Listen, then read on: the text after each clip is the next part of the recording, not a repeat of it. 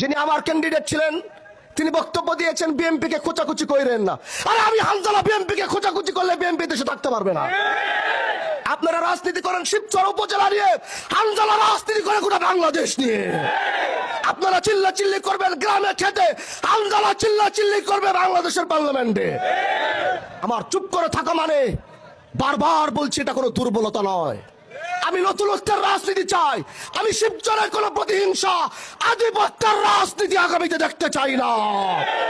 আমি গত কয়েকদিন যাবৎ ভালো মতো খেয়াল করছি যে আমাদের কিছু ভাইরা তারা খুব লেখালেখি করছেন এবং খুব কথা বলছেন। তারা অন্য কেউ নয়, তারা আমার শিবচরের বিএনপি ভাইয়েরা।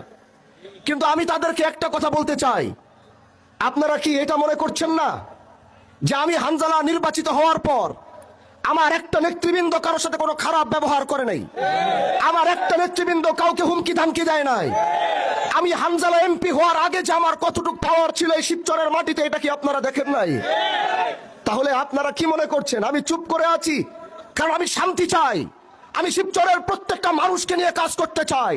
আমি শিবচরের প্রতিটা দলের সদস্যদেরকে নিয়ে কাজ করতে চাই। আমার চুপ করে থাকা মানে আমার কোনো দুর্বলতা নয়। যদি মনে করেন হানজালার চুপ করে থাকা দুর্বলতা, তাহলে সেটা আপনাদের ভুল, আপনাদের চিন্তায় ভুল ধরেছে। হানজালার চুপ করে থাকা মানে হানজালা শিবচরের মাটিতে শান্তি চায়।